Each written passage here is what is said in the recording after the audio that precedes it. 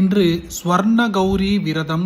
குறிப்பாக உங்கள் வீட்டில் சுபகாரிய தடைகள் ஏற்பட்டு கொண்டிருக்கிறது என்றால், அதாவது வீடு கட்டுவதாக இருக்கலாம், திருமணமாக இருக்கலாம், நிச்சயதார்த்தம், இன்னும் எப்படிப்பட்ட சுபகாரியமாக இருந்தாலும் அது தடைப்பட்டு கொண்டிருக்கிறது.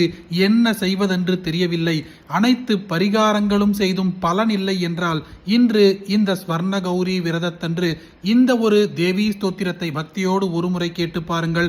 இந்த மந்திரம் கேட்ட நிமிடமே ஒரு நல்ல செய்தி உங்களுக்கு கிடைத்துவிடும். ஓம் விராட்டநகரம் ரம்யம் கச்சமானோ யுதிஷ்டிரஹ அஸ்து வன்மனசா தேவீம் துர்காம் திரிபுவனேஸ்வரீம் यशोदागर्भसम्भूतां नारायणवरप्रियां नन्दगोपकुले जातां मङ्गल्यां कुलवर्धिनीं कंसविद्रावणकरीं असुराणां क्षयङ्करीं शिलातटविनिक्षिप्ताम् आकाशं प्रतिगामिनीं वासुदेवस्य भगिनीं दिव्यमाल्यविभूषितां दिव्याम्बरधरां देवीं खड्गकेटकधारिणीं भारावधरणे पुण्ये ये स्मरन्ति सदाशिवां तान् वै धारयते पापात् पङ्के गामिव दुर्बलां स्तोतुं प्रचक्रमे भूयो विविधैः स्तोत्रसम्भवैः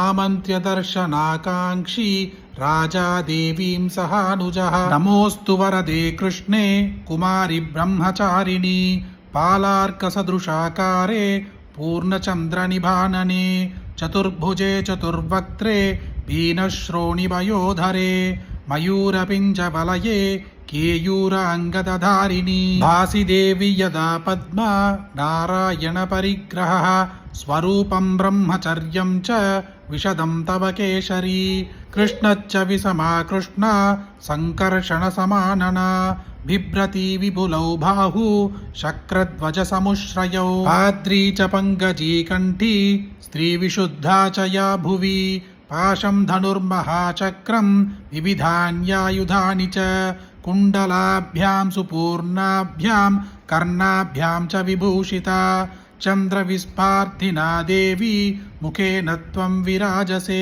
मुकुटेन विचित्रेण केशबन्धेन शोभिना भुजङ्गा भोगवासेन श्रोणिसूत्रेण राजता भ्राजशेषावबद्धेन भोगेनेवेहमन्दरः ध्वजेन शिखिपिञ्चानाम् उच्चरितेन विराजसे मत्प्रसादाच्च वः सर्वान् विराटनकरे स्थितान् न प्रज्ञास्यन्ति गुरवः नरा वा तन्निवासिनः इत्युक्त्वा वरदा देवी युधिष्ठिरमरिन्दमं रक्षां कृत्वा च पाण्डूनां தத்ரைவாந்தரதீயத.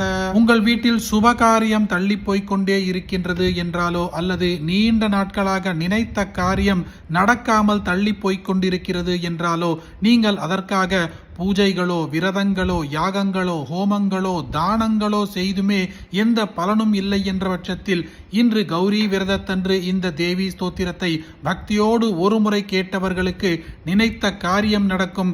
மந்திரம் கேட்ட உடனேயே ஒரு நல்ல செய்தி கிடைக்கும். அப்படிப்பட்ட அற்புதமான இந்த பதிவை உங்களுக்கு தெரிஞ்ச எல்லாருக்குமே கட்டாயம் பகிருங்க.